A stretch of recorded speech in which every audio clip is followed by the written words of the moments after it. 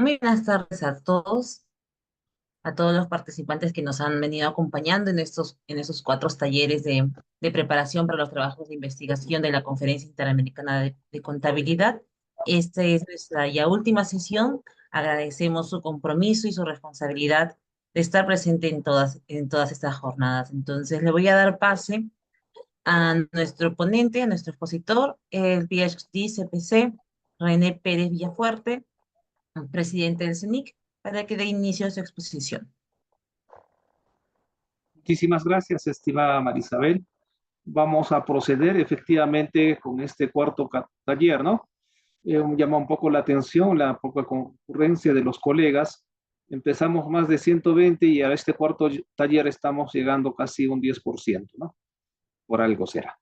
Pero veamos, avancemos. El día de hoy les traje algo muy especial para poder ya redondear en este cuarto taller a efectos de poder presentar estos trabajos nacionales ante la CIT Paraguay. Permítanme presentar pantalla, por favor.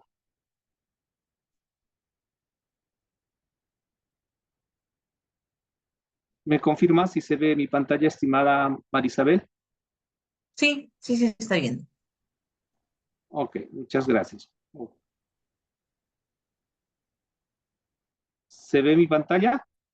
Sí, sí, sí se ve, Ok, sí se ve. gracias. Entonces, comencemos con este cuarto taller de preparación para presentar los trabajos ante la CIT Paraguay. Y en esta ocasión vamos a hablar un poquito de las reglas y qué es lo que debe contener, haciendo algunos comentarios al respecto para luego, seguramente compartir con la Junta lo que es ese formulario en el Google Forms que hemos preparado, así como también hacer las soluciones a las preguntas que ustedes tuviesen a bien hacer. Entonces, dicho esto, yo quisiera hablar de la regla 4.2 de los trabajos nacionales y hacer algunos comentarios a ese respecto, distinguidos colegas todos. Claro, los trabajos de investigación deben ser un aporte relevante, innovador, original y obligatoriamente inédito. Y claro, las reglas dicen que dentro del contexto académico, un trabajo inédito se refiere a aquel que no ha sido publicado o distribuido previamente en ningún medio impreso, digital o en línea. Y dice también que debe ser con un enfoque nacional y de aplicación práctica. Y en todo caso, que deben aportar nuevo conocimiento a soluciones concretas y específicas a la problemática de la profesión contable de América. Estos trabajos nacionales postulan al premio Roberto Casas Alatriste y es muy importante este premio para los efectos de cualquier profesional. Yo quisiera que comentemos un tanto a qué se refiere esta parte de aporte relevante, innovador, original y obligatoriamente inédito, ¿no? La investigación contable con aporte relevante se vincula a problemáticas críticas de la profesión en América, como por ejemplo la heterogeneidad regulatoria en la tributación transfronteriza. La innovación implica soluciones técnicas no exploradas. Por ejemplo, modelos predictivos basados en Big Data para auditorías en industrias extractivas, integrando variables socioambientales locales. La originalidad radica en el abordaje de esos vacíos teóricos, con estudios empíricos sobre el impacto, por ejemplo, de las políticas tributarias en las pymes ante marcos regulatorios fragmentados. La inedición exige contribuciones no publicadas previamente, como protocolos blockchain para reportes fiscales en sectores estratégicos, validados mediante acuerdos éticos con entidades gremiales para proteger datos confidenciales. Estos aportes de estos trabajos a los que se refiere estas reglas de procedimiento requieren articular marcos epistemológicos que integren, ¿no es cierto?, una novedad conceptual con aplicabilidad práctica, evitando réplicas de soluciones foráneas sin contextualización crítica. De ahí que cuando hablamos de esto de aporte relevante, innovador, original y obligatoriamente inédito, pues nos estamos refiriendo a ese aspecto, distinguidos eh, colegas participantes. Y en ese sentido,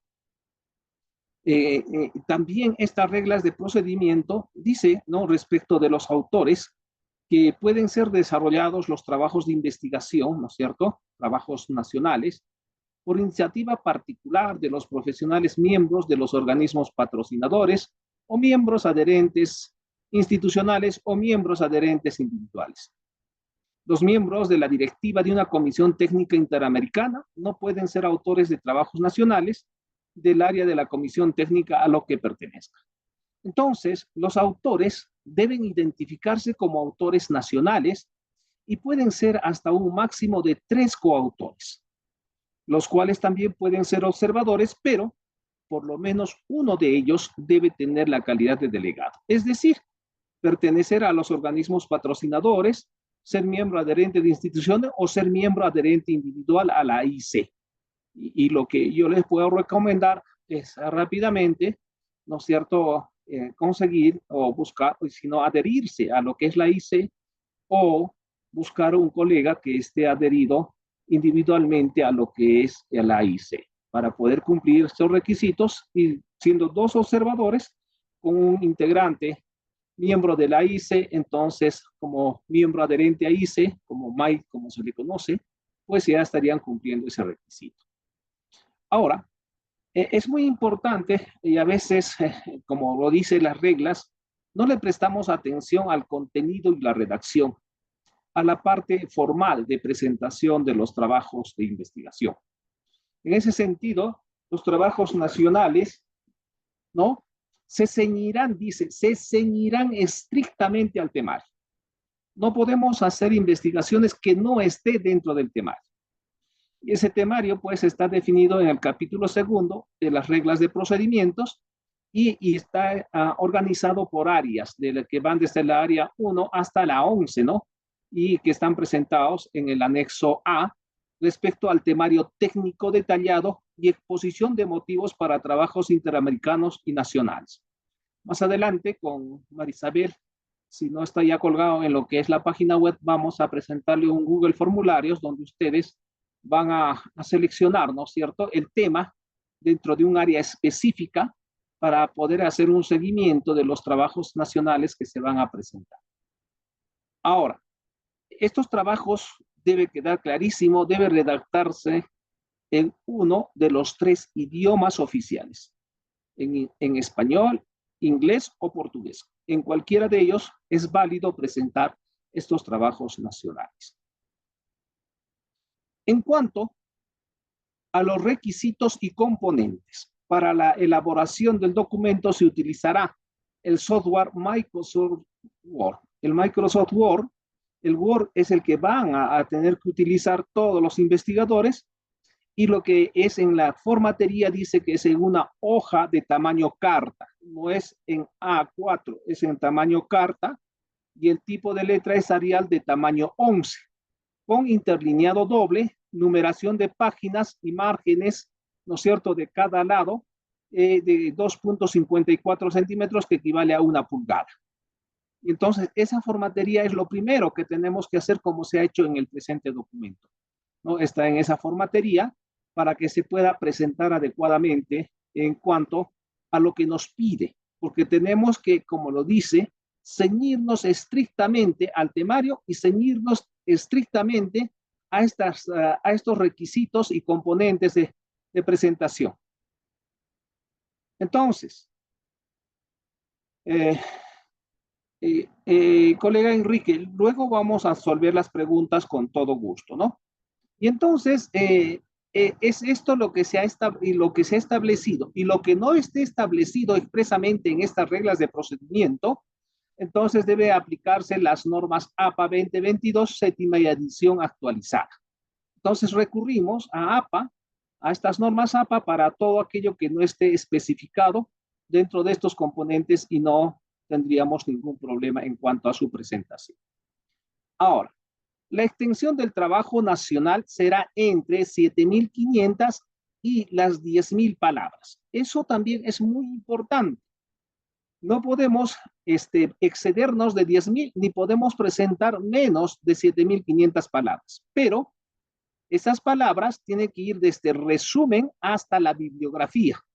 Desde resumen hasta la bibliografía, incluyendo, dice, la guía de discusión, el resumen ejecutivo, anexos.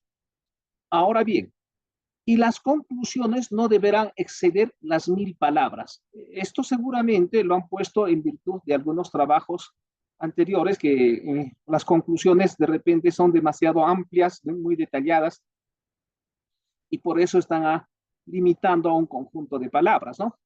Entonces, el número de las palabras indicado no incluye la carátula y el currículo vitae de los autores. Esto es muy importante también considerar, ¿no? Entonces, cuando hacemos eso, siempre en la parte del Word, acá en la parte inferior, va a estar en la página, acá dice página 2 de 8, y acá está contando las palabras que van hasta ahí, ¿no? Y entonces, de todo el documento, y tenemos acá, por ejemplo, este documento, 1.446 palabras. Ahora bien, los trabajos nacionales deben incluir los componentes siguientes. De acuerdo a lo que es estas reglas de procedimientos, se tiene que presentar 2 archivos. Y estos se denominan archivo 1 y archivo 2. Ahora bien, en el archivo 1, ¿qué cosa debe ir? Deberíamos presentar la carátula en la que se menciona el título, el tipo de trabajo nacional, o título del trabajo, el trabajo nacional, área temática, tema específico y sus temas. ¿De dónde va a salir eso? Ahí ustedes tienen el Google formulario y hemos venido explicando esto en los 3 talleres anteriores, ¿no? El tema, el área temática, el tema específico y el subtema. El nombre del autor o autores. Del autor o autores. Entonces, eso es un tema que es muy importante, ¿no? Entonces, ahí debemos, y ya para empezar a responder a alguna de las inquietudes que me ha parecido así fugazmente, creo que preguntaban si solo pueden presentar de manera individual siendo un miembro adherente individual, un MAI. Claro, porque acá lo que dice es que el máximo son 3, pero uno tiene que ser MAI, o sea, miembro adherente individual. Y entonces, en esa parte creo que ya respondo a su pregunta. Y entonces también, después de colocar el nombre del autor o autores, debemos poner el país al que representan, en este caso Perú, así como el nombre del director nacional de su país, en este caso de la doctora Marisol.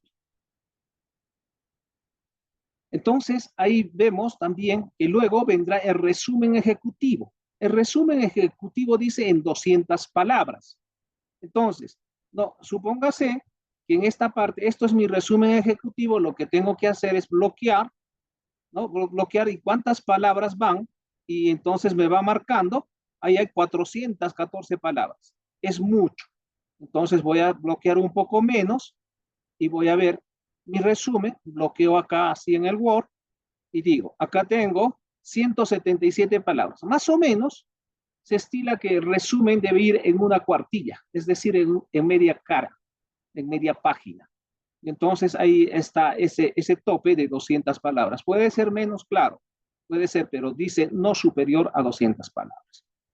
Ahora, las palabras clave, que en un momento la vamos a explicar, deben estar entre 3 a 7 palabras clave.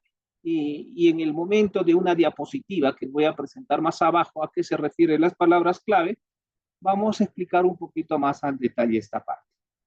Vendrá también la introducción, vendrá el desarrollo del tema, los resultados, la discusión de los resultados y la guía de discusión con aspectos básicos a deliberar. Ahora bien, además, la conclusión derivada del desarrollo del trabajo o del tema. Las referencias y, lógicamente, el currículum vitae de los autores con fotografía 2x2, extensión máxima 500 palabras por autor. Y esto también hay que respetar. No se cuenta dentro de las 7.500 a 10.000 que es el rango, pero sí hay que considerar y respetar que el máximo es 500. No vayamos a presentar pues 10 hojas, ¿no? 10 hojas de currículo vitae. No es así. Y finalmente lo que nos pide es un seudónimo. Este archivo va a ir en formato Word, todo este archivo. Pero el segundo archivo va a ir en formato PDF y básicamente tiene las mismas características, los mismos tópicos, ¿no es cierto? Las mismas partes o apartados, como quieran, del archivo 1. Pero hay dos cambios importantes. El primer cambio es que no puede ir lo que es el currículo vitae de los autores, porque es la parte, este archivo PDF es el que se va a evaluar y la evaluación es a ciegas. Por tanto, el literal J se retira, este no va. Obviamente va a ir el seudónimo, pero ya no como literal J o K, va a ir en reemplazo, en la primera parte, en la carátula, en reemplazo del nombre de los autores va a ponerse un seudónimo. De tal suerte, colegas, que entre el archivo 1 y el archivo 2 solo hay dos diferencias. El archivo 1 va en formato Word, el archivo 2 va en formato PDF, es el que va a ser calificado. Y entonces, el archivo 2, como va a ser calificado, no puede contener el nombre o los nombres de los 3 autores o 2 autores, o del autor. Entonces, lo que va es un seudónimo y va todo lo demás. Tampoco puede ir el currículum vitae porque, claro, en ahí está el nombre y se sabe de quién es, y eso se evita. De tal suerte que es muy importante considerar estos aspectos como dicen las reglas de procedimiento. Ahora bien, permítame agrandar un poquito más. Yo quisiera referirme a 3 apartados de lo que es estas reglas de procedimiento y como recomendación. No están en las reglas, yo estoy comentando esos apartados.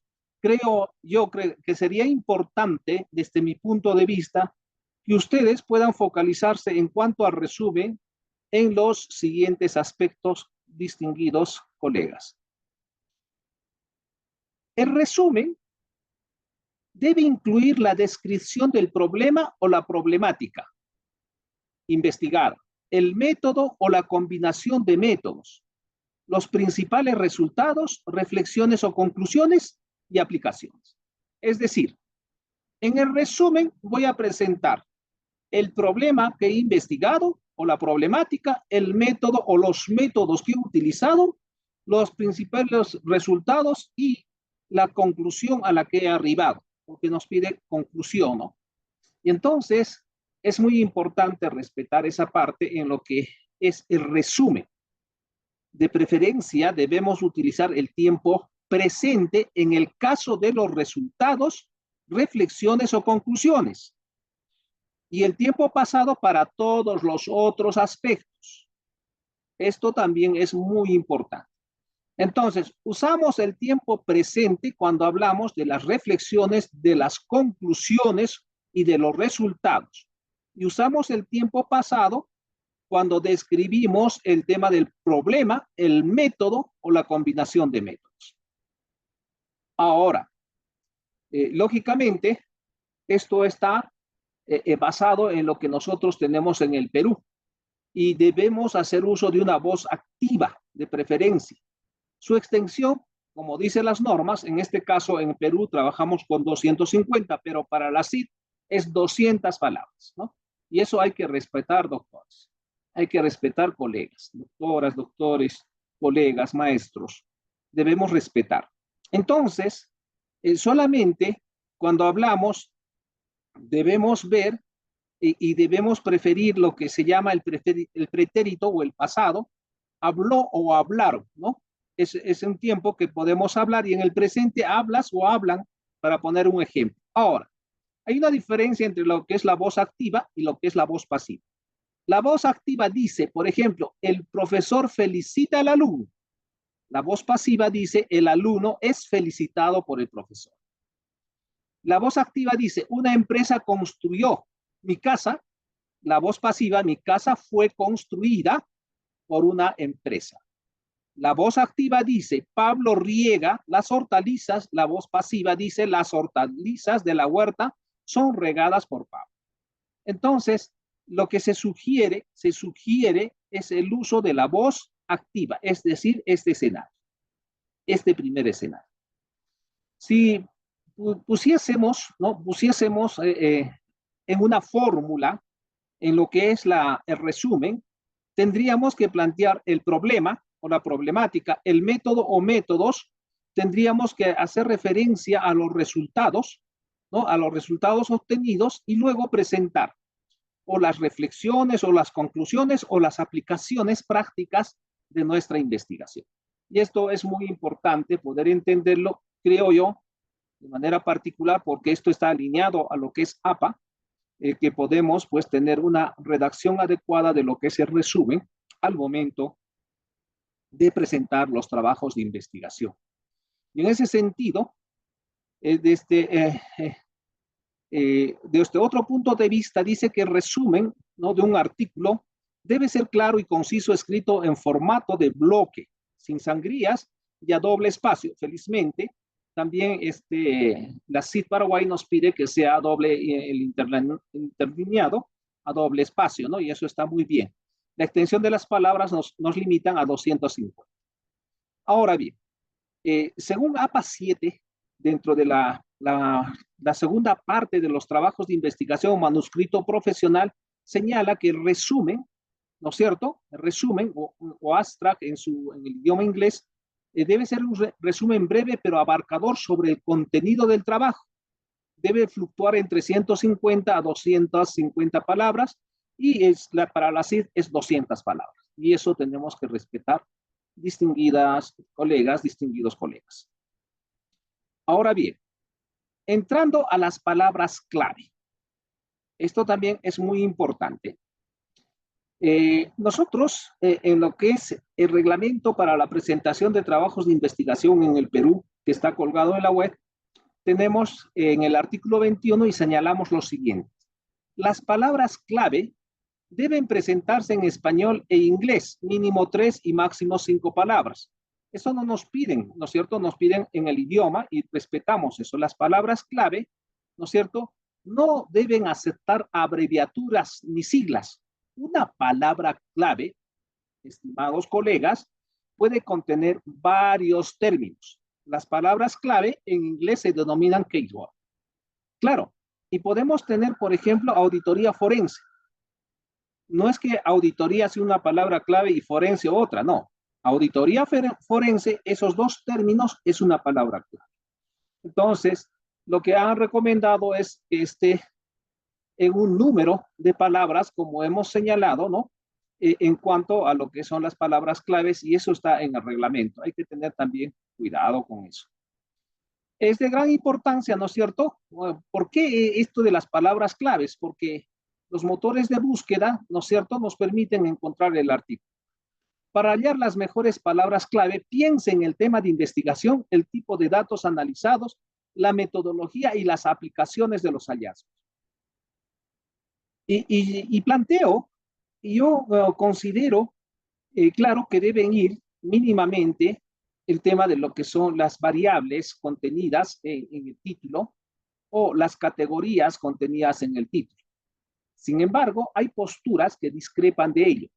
Hay posturas que dicen que es repetitivo poner, ¿no es cierto?, como palabras clave las variables o las categorías de estudio en lo que es palabras clave, ya que están en el título.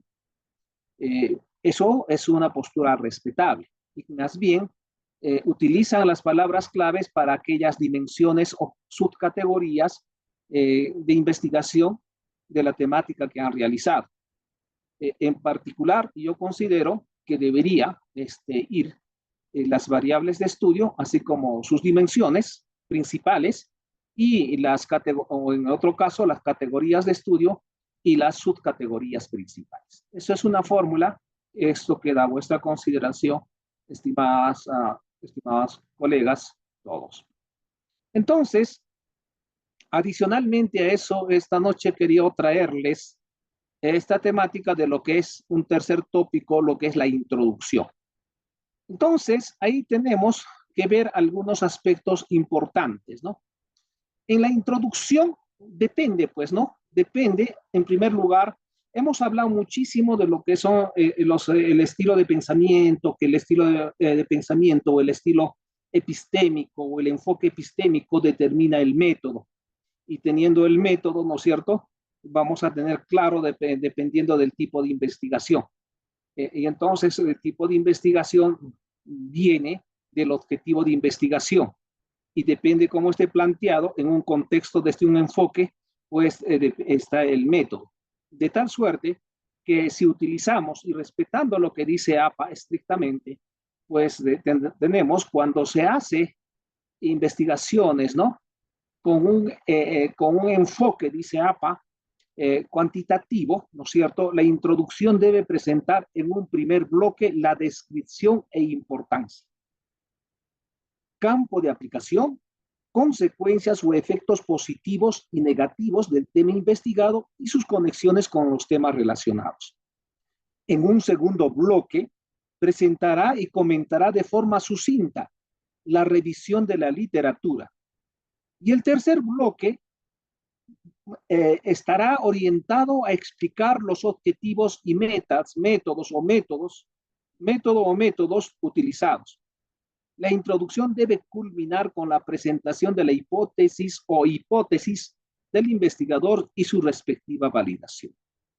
Entonces, si estamos en una introducción y nos ceñimos a lo que dice APA, tenemos 3 párrafos determinados. En el primer párrafo debemos poner la descripción, la importancia, el campo de aplicación y las consecuencias o los efectos positivos o negativos del tema investigado, ¿no? Y sus conexiones con los temas relacionados. En un segundo párrafo podemos poner o bloque, como quiera llamarse, ¿no es cierto?, la revisión de la literatura, pero esta debemos comentar. Es muy importante eso. Vamos a hablar de un marco teórico, claro, cuando estamos en el enfoque cuantitativo, y debiera decir así. Sin embargo, hay que respetar lo que señala APA. Y claro, hablamos de marco teórico cuando estamos utilizando técnicas de análisis cuantitativo y no, del estado del arte, cuando estamos hablando de lo que es el uso de técnicas de análisis cualitativas. Pero en general, cuando revisamos la literatura, pues esa literatura de forma sucinta la ponemos en un segundo bloque o párrafo. En un tercer bloque debemos poner, ¿no es cierto?, lo que es los objetivos y las metas de la investigación. Luego los métodos o el método utilizado más lo que es la hipótesis, ¿no? La hipótesis que hemos generado o las hipótesis y también la verificación de las hipótesis, si quedan demostradas o no. En ese sentido, para aquellos que definan estar en un enfoque, digamos, positivista con el método hipotético deductivo, que es el método científico, pues ahí tienen esa fórmula para poder trabajar en lo que es la introducción. También APA señala, si estamos en una introducción y hemos hecho uso de estas técnicas de análisis cualitativo, en el primer bloque debemos describir el tema de investigación. En el bloque segundo debe presentar el resumen de la literatura revisada y comentarla de manera sucinta. Y en el tercer bloque, además de presentar los objetivos y metas, debe delimitar la audiencia objetivo y delimitar el marco teórico a partir del cual se investigó. Entonces, 3 párrafos. Primer párrafo, debemos pues señalar el tema, ¿no es cierto? Y describimos el tema de investigación. En el segundo párrafo, al igual que en el anterior con técnicas cuantitativas, hacemos la revisión de la literatura, ¿no es cierto? Ese marco teórico, ese estado del arte, que sería una mejor denominación, y resumimos y comentamos dicha literatura revisada.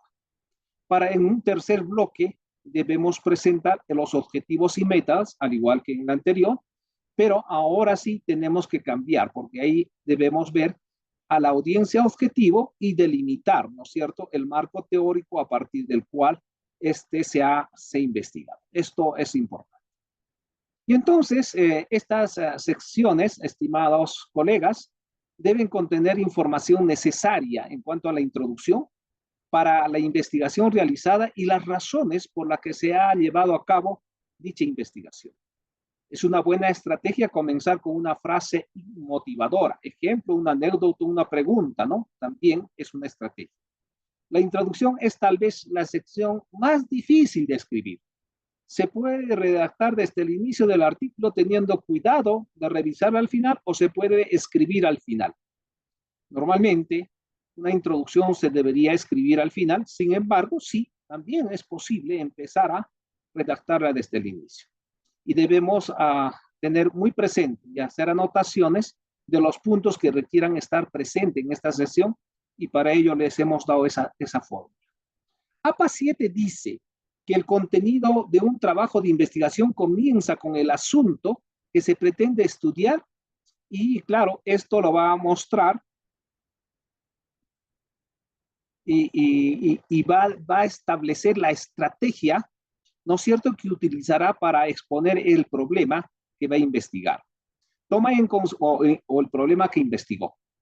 Toma en consideración los siguientes elementos. Problema, explica por qué el problema merece estudiarse y su importancia al conocimiento en el campo en el que se va a investigar.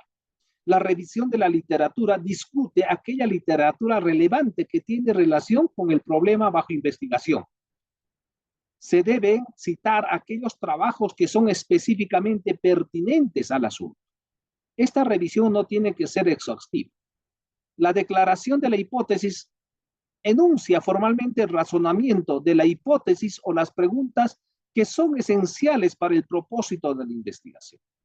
Esto también está en APA en las partes que corresponde a los trabajos de investigación para manuscritos profesionales. Entonces, yo quería traerles esto en inicio, ¿no es cierto?, esta noche para que facilitarles en cuanto a la redacción de vuestros manuscritos, ¿no?, de vuestros trabajos de investigación nacionales y justamente quise hacerlo en base a estos requisitos que nos piden presentar en estos dos archivos, ¿no? En estos archivos que son diferentes y que son diferentes en cuanto a la forma de presentar, al formato de presentación y en los dos aspectos que hemos resaltado y que los traigo a la memoria. El archivo 1, ¿no es cierto?, es en Microsoft Word para publicación, en el que figuran todos los componentes anteriores, es decir, figuran todos los requisitos que nos exigen para la presentación. ¿Cuáles son esos requisitos? Carátula, resumen ejecutivo, palabras clave, introducción, desarrollo, resultados, discusión, conclusiones, referencias, currículum del autor o los autores y seudónimo. Pero cuando presentamos el archivo 2, que no es en Word, es en Adobe Acrobat, en PDF, si ustedes prefieren, para evaluación, en el cual se deberá sustituir el componente A, el nombre del autor, por el seudónimo y excluir el componente J. Eso es lo que dice la regla. Y entonces tenemos que presentar en PDF, ¿no es cierto?, este archivo donde va la carátula, pero no va el nombre del autor o autores, sino el seudónimo, ¿no? El resumen ejecutivo, ¿no es cierto?, en 200 palabras. Las palabras clave de 3 a 7 palabras, puede ser 4, 5, 6, máximo 7. Mínimo 3 palabras. Eso es lo que señala. Y la introducción a la que acabamos de comentar, claro, el desarrollo del tema ya depende del título que ustedes pongan y además de eso los resultados que obtengan. Entonces, eso es importante considerar y claro, debemos retirar el currículo de lo que son los autores y como ya tenemos el seudónimo en el literal A, ya no es necesario poner como el literal K. De tal suerte que tenemos pues ya clarísimo el tema de lo que es la presentación en cuanto al archivo 1 y 2. Dice además las reglas lo siguiente, estimados colegas. El contenido del trabajo no puede hacer referencia a sus autores. Como yo lo entiendo, es que no podemos estar autocitándonos. Y entonces es mejor respetar esta instrucción que nos dan en estas reglas y dice, además remata, ¿no? Muy, de forma muy contundente. La observancia estricta de todo lo anteriormente dispuesto en esta regla será requisito indispensable para la aceptación de los trabajos nacionales. Es decir, no podemos salirnos del marco, ¿no es cierto?, del conjunto de temas contenidos en estas reglas de procedimiento. No podemos salirnos del conjunto de aspectos, de tópicos, ítems, como quieran llamarlo, a ser presentados tanto en el archivo 1 como en el archivo 2. No podemos superar las 10.000 palabras, ¿no? Y entonces, y a propósito, por ahí creo que alguien estaba preguntando si esas 10.000 palabras incluyen o no incluyen el tema de la conclusión. Y a ese respecto dice lo siguiente. La extensión del trabajo nacional será entre 7.500 y las 10.000 palabras. Esa es la extensión total. Desde resumen hasta la bibliografía. Si estamos desde resumen hasta la bibliografía, obviamente que incluye las conclusiones. Desde mi punto de vista, esas 1.000 palabras de las conclusiones, porque hay una restricción están inmersas en este bloque grande.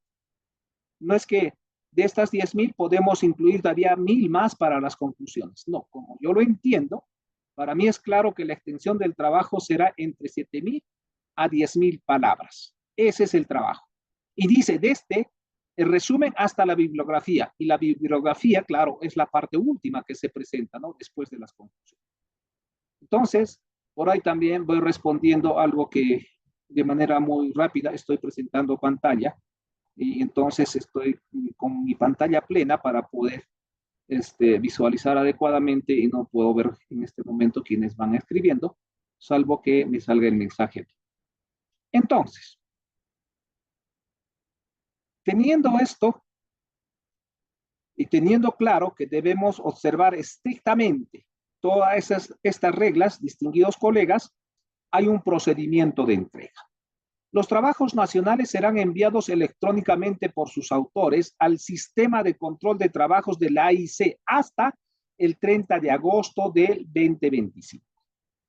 La dirección electrónica de entrega de los trabajos donde los autores podrán enviar los dos archivos, archivo 1, Microsoft Word, y archivo 2, Adobe Acrobat, para evaluación de los trabajos nacionales del área al que corresponde el trabajo es trabajostécnicos@sit2025paraguay.com.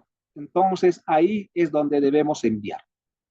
Luego, claro, el director nacional de cada país, en este caso la colega Marisol, ¿no es cierto?, ante AIC, verificará que el trabajo cumpla con los requisitos formales para ser incorporado al proceso de evaluación, ¿no es cierto?, de esta 36 Conferencia Interamericana de Contabilidad, enviando a las comisiones técnicas interamericanas como fecha límite el 2 de septiembre del 2025. Aquellos trabajos que cumplan con los requisitos se entiende formales correspondientes. La identidad de los autores no puede ser revelada a las comisiones técnicas interamericanas, las cuales identificarán los trabajos por sus títulos y seudónimos. Por eso es que a las comisiones técnicas interamericanas van a llegar los trabajos, pero esos trabajos en el formato PDF o como lo señala, en el formato Adobe Acrobat. Y entonces eso va a llegar, pero no con los nombres de los autores, sino con los seudónimos y no con el currículum vitae. Eso no va a estar. Y eso está muy bien para garantizar el anonimato de la autoría y que la calificación no tenga alguna subjetividad. Bien, las comisiones técnicas interamericanas deberán revisar en base a los criterios de evaluación que se exponen en el anexo B cada uno de los trabajos nacionales que reciban en sus respectivas áreas. Los presidentes y o vicepresidentes de las comisiones técnicas interamericanas de las áreas a las que correspondan los trabajos enviarán electrónicamente a la comisión organizadora de la 36 Conferencia Interamericana de Contabilidad hasta el 20 de septiembre. Entonces, esta otra fecha también es importante. Va a tenerse un margen, ¿no es cierto?, desde el 2 de septiembre hasta el 20 de septiembre como fecha límite, ¿no es cierto?, para enviar los trabajos a trabajostécnicos@cit2025paraguay.com. Los informes de evaluación donde consten los trabajos aprobados y aceptados para su publicación. Esto es importante, colegas, présteme unos 5 minutos más de atención, les ruego, porque ahí vamos a ver, ¿no?, que esos trabajos aprobados y aceptados para la publicación, de entre ellos hasta 12 trabajos nacionales por comisión técnica, para ser expuestos, ¿no es cierto?, ante la Conferencia Interamericana de Contabilidad. Los trabajos deben haber obtenido un puntaje mayor a 60 puntos. Quiere decir que en la Comisión Técnica Interamericana, si hay un puntaje mayor a 60 puntos, dentro de ellos seguramente en un orden de prelación va a estar estos 12 trabajos, ¿no es cierto?, en la calificación efectuada por la Comisión Técnica respectiva. Los trabajos recomendados para el premio Roberto Casas Alatriste, ¿no?, uno por cada comisión.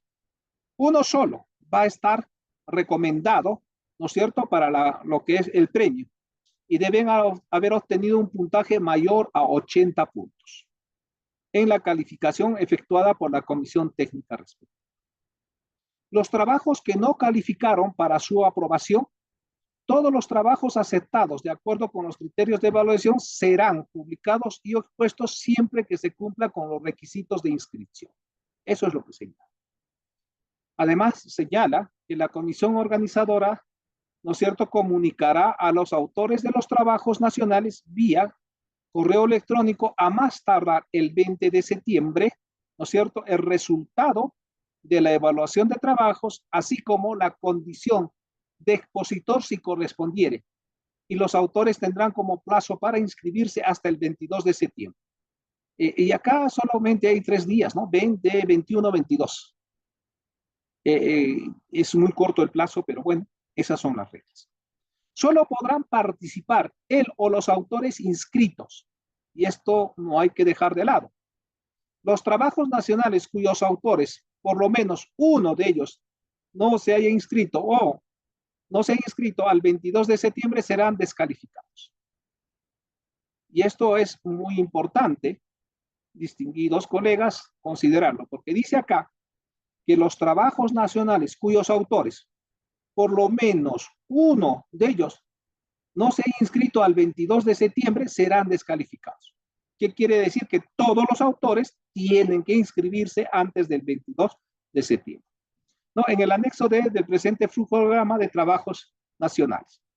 Yo les recuerdo, y voy a ampliarlo, que desde un inicio partimos, ¿no es cierto?, partimos de un flujograma.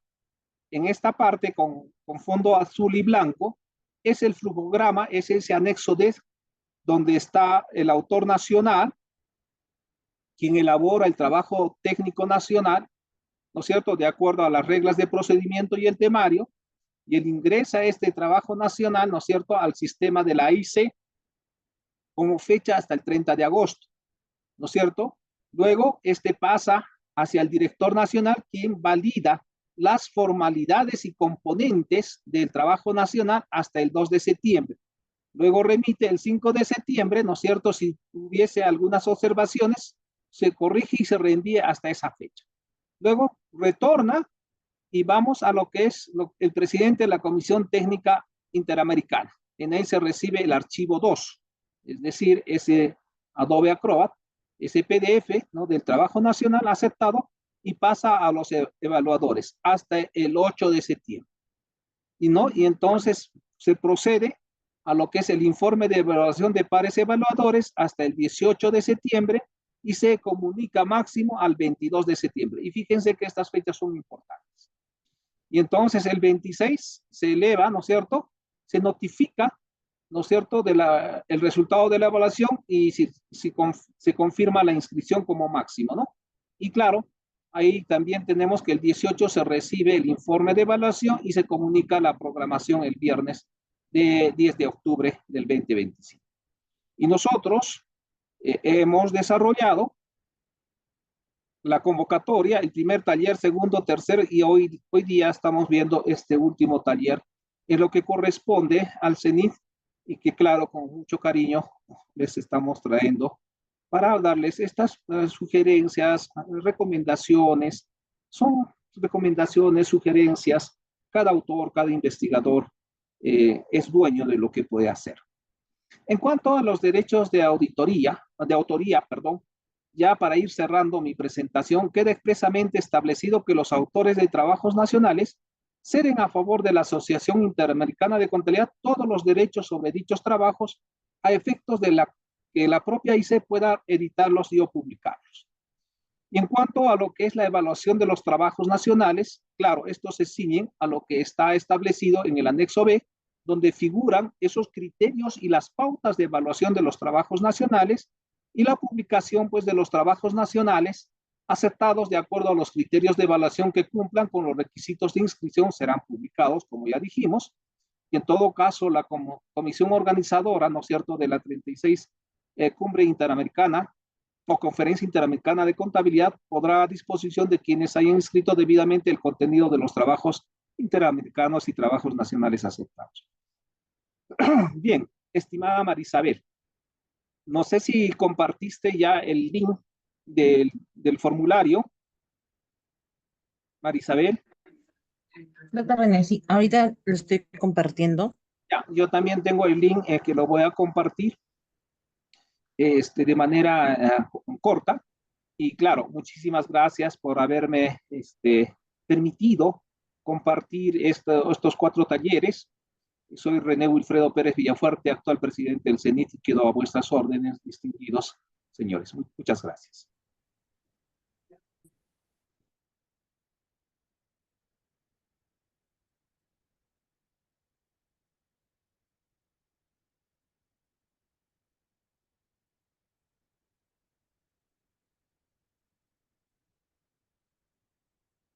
Dejé de compartir, ya, estimada Marisabel. Sí, sí está bien. Ok, muchas gracias. Entonces, quedo a vuestros comentarios. Ahora envío justamente en el chat ese link. Ujú. Sí, ahí había algunas preguntas también. Sí, claro, ahí voy a Ujú. revisar. Voy a revisar, no siempre antes, dejando de agradecer a los distintos participantes, a Beatriz, a César, a Aldo, a Dula, a Edgar, a Eduardo, a Enríquez, a Eva Judith, a Jesús Alonso, a Johnny, a Jonathan, a José Alberto, a Juan Alberto, a Juan Argue, a Juan Santiago, a Karina León, a Linda Giovanna, a Luis Céspedes, a Cailuz, a nuestro gran amigo Oscar Aníbal, a Oscar Pineda, a Patricia Padilla, que bueno, que es un gusto saludarte. Patricia, a Rubén, bienvenido, a Rubén Villaneda, a Sonia, a Thais, a Tito Armando, a Vicente Fernández, a Víctor, a Violeta Salvatierra, a Zulema Esquiz. Y paso a ver las preguntas en el chat, ¿no? Dice Enrique, buenas tardes, yo deseo presentar una investigación solo, soy miembro adherente a IC. ¿Es posible? ¿Es necesario sean 3 personas? No, no es necesario, estimado Enrique, puede presentarlo solo sí. Las 1000 palabras de las conclusiones están considerados dentro de las 10.000.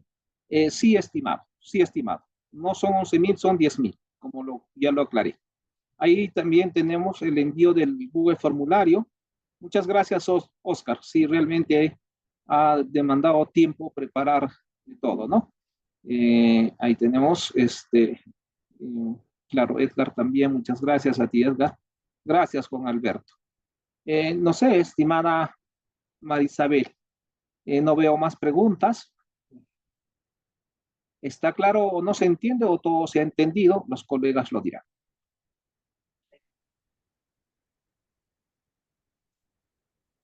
Si gustas, hacemos una rueda de preguntas abiertas, como gustes, estimada Marisabel. Sí, también podríamos hacer.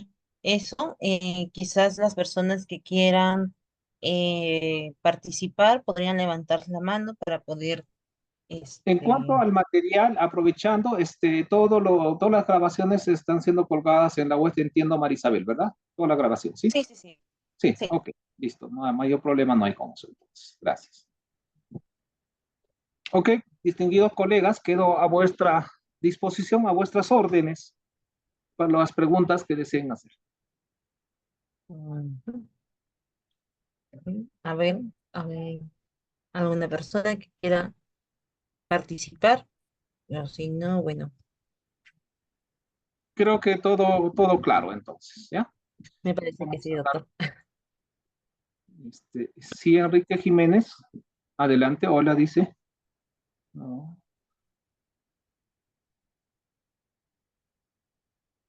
Ah, el formato APA.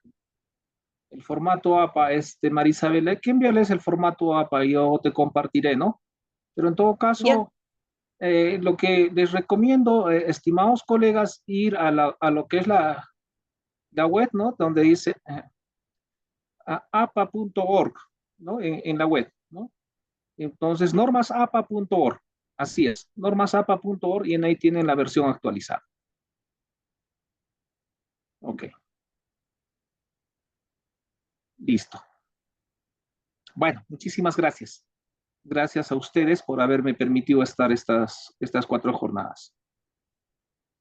muchas gracias. Muchas gracias, doctor. A ver, hay una pregunta que es de lo más interesante. Dice, profesor, para las investigaciones cualitativas que no tienen hipótesis, solo se describe el proceso y la metodología. Eh, bueno, ahí hay que ver varios aspectos, ¿no? Una investigación tiene un enfoque epistémico y claro, entiendo que está referido a lo que son las técnicas de análisis de carácter cualitativa y puede estar en un paradigma hermenéutico, interpretativo o crítico en una clasificación. En otra clasificación de José Padrón puede tener aspectos del racionalismo inductivista, del vivencialismo, entre otros. De tal suerte que no todas las investigaciones tienen hipótesis, pero lo que se está estilando en los tiempos modernos es que inclusive las investigaciones descriptivas se les plantea una hipótesis, ¿no? Finalmente, una hipótesis son supuestos o probables respuestas a lo que se tiene en función de determinadas teorías.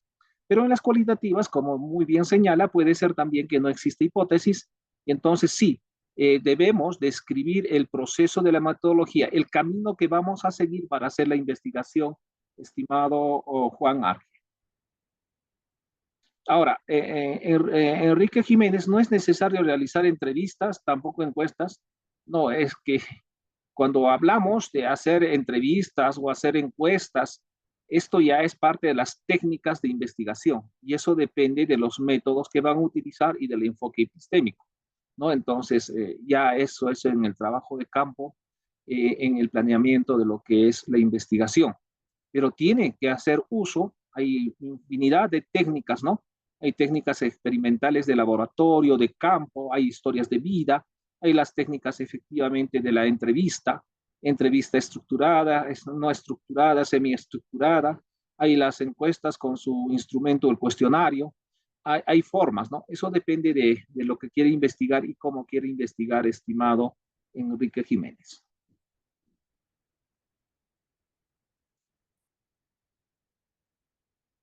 Ok, Marisabel. Entonces yo a nombre de el Centro Nacional de Investigación de las Ciencias Contables en Perú, del CENIT, a nombre de sus integrantes, les quedo muy reconocido a ustedes por haber este, participado en estos talleres. Sé que a veces por el horario es complicado, pero ahí hay que ver muchísimo. No quiero dejar de responder, ahí dice Juan Árquez. Muchas gracias, dice profesor, el investigador debe tener una posición epistemológica para, mm, para realizar, debería decir, una investigación. Sí, claro que sí. Puede y debe tener una posición epistemológica o la convergencia de posiciones epistemológicas si estamos en la transcomplejidad. Fíjese, hemos señalado desde la primera jornada que el posicionamiento epistémico esa forma de pensamiento determina lo que concebimos como investigación. Para el positivismo, por ejemplo, investigar es confirmar aquello que se ha planteado como hipótesis, ¿no? Y entonces cuando trabajamos con el racionalismo, ahí tenemos que utilizar, por ejemplo, un método de la duda metódica, agotar todas las posibilidades, ¿no? Si trabajamos desde otro enfoque, digamos, de la fenomenología, entonces investigamos desde adentro. Entonces, son formas y el estilo de pensamiento epistémico, es decir, la forma como vamos a lograr un conocimiento científico en contabilidad, eso es epistemología, es vital para sentar las bases de qué método va a ser. Y entonces, cuando estamos con el interpretativo o el hermenéutico, básicamente, o crítico, estas tienen sus relaciones.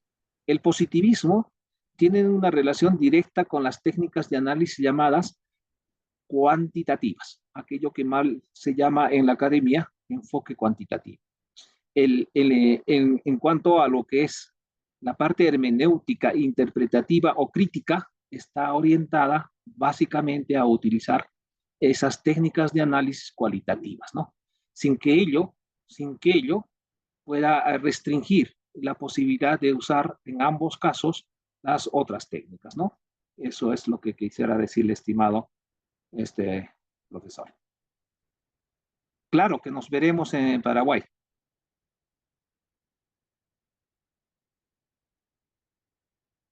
Sí, dice, hay profesores en nuestro país realizan por lo general investigaciones positivistas sin saber que asumen es una posición filosófica, eh, hipótesis y hacen cálculos estadísticos. ¿Qué opina de ello?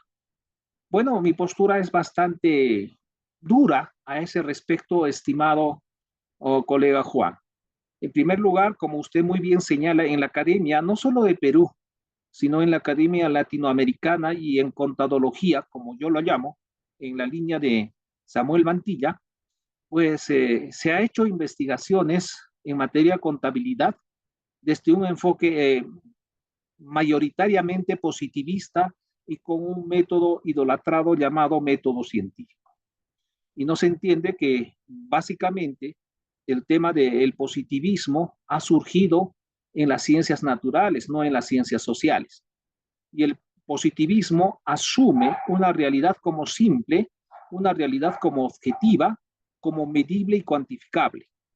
En cambio, por ejemplo, las corrientes que van en el sentido del pensamiento hermenéutico, crítico o interpretativo, consideran la realidad compleja. Y en el mundo empresarial, en el mundo de las entidades donde se desarrolla la contabilidad, indudablemente estamos en la complejidad. Entonces, no es tan simple a dar una respuesta. Sin embargo, lo invito a leerlo a don José Padrón Guillén, pues él habla duro respecto del cantinflerismo que existe. Y claro, de lo que se hace en las investigaciones en términos globales, por favor, y que se entienda así, es hacer investigaciones en contabilidad referidas a auditoría o a control interno o tributación, ¿no? ¿Qué relación existe entre esta y otra variable? Y la respuesta es una relación, alta, media, baja, significativa o no. Y ya está la tesis, o ya está la investigación. Y eso no es así. Lo más importante de la contadología, y que todo contadólogo debería tener claro, no son los números, son las interpretaciones, son el análisis, la producción de conocimiento para la toma de decisiones y para generar valor en las organizaciones, ¿no? Pero eso sería todo un tema de una charla distinta y que seguramente en algún momento lo podemos compartir, estimado Juan. No sé si respondió a su pregunta, por favor, a través del chat.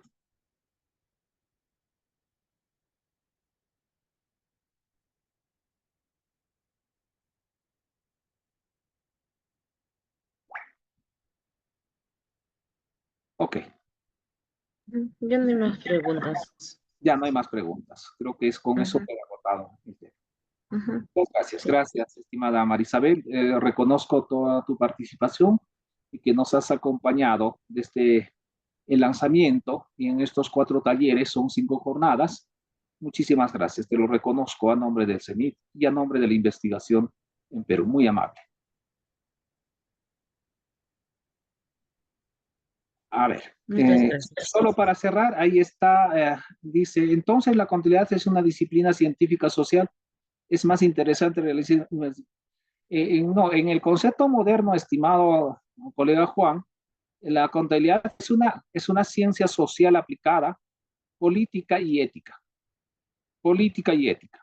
Y claro, esto está sustentado en la teoría tridimensional de la contabilidad, en la teoría 4D de la contabilidad, en la teoría multidimensional de la contabilidad, que es materia de otra exposición. Gracias. Gracias, Oscar, muy amable. Gracias, Juan. Gracias a todos. Feliz noche. Nos estamos viendo, Dios mediante, en otra oportunidad. Muchas gracias a todos. Nos estamos viendo. Hasta luego.